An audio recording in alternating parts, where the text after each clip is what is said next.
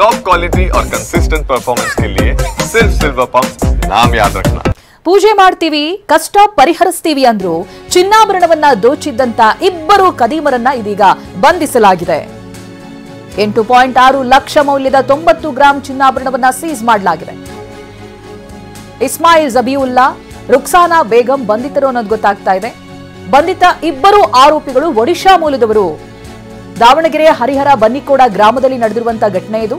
ಶಶಿಕಲಾ ಹಾಗೆ ರಮೇಶ್ ಎಂಬಂತ ದಂಪತಿಗೆ ಇವರು ವಂಚಿಸಿರ್ತಾರೆ. ಹರಿಹರ ಗ್ರಾಮಾಂತರ ಠಾಣೆಯಲ್ಲಿ ಇದೀಗ ಪ್ರಕರಣ ಕೂಡ ದಾಖಲಾಗಿದೆ. ಯಾವ ರೀತಿಯಾಗಿ ವಂಚಿಸ್ತಾರೆ ಅಂತ ಹೇಳಿ, ಏನು ಟ್ರೆಡಿಷನಲ್ ವೇ ಆಫ್ ಚೀಟಿಂಗ್, ಪೂಜೆ ಮಾಡ್ತೀವಿ, ನಿಮ್ ಕಷ್ಟ ಎಲ್ಲ ಪರಿಹರಿಸ್ತೀವಿ ಅಂತ ಹೇಳಿ ಚಿನ್ನಾಭರಣ ದೋಚಿ ಎಸ್ಕೇಪ್ ಆಗಿದ್ದಾರೆ. ಇದೀಗ ಅವರನ್ನ ಬಂಧಿಸಿ ಚಿನ್ನಾಭರಣವನ್ನ ವಶಪಡಿಸಿಕೊಳ್ಳಲಾಗಿದೆ. ಶಶಿಕಲಾ ಹಾಗೆ ರಮೇಶ್ ದಂಪತಿಗೆ ಆರ್ಥಿಕ ಸಂಕಷ್ಟ ಇತ್ತಂತೆ. ವಿಶೇಷ ಪೂಜೆ ಮಾಡಿ ಸಂಕಷ್ಟವನ್ನ ಪರಿಹರಿಸ್ತೀವಿ ಅಂತ ಆಭರಣದಿಂದ ಪೂಜೆ ಮಾಡ್ತೀವಿ ಅನ್ನೋದಾಗಿ ಈ ಚೀಟರ್ಸ್ಗಳು ನಂಬಿಸಿರ್ತಾರೆ.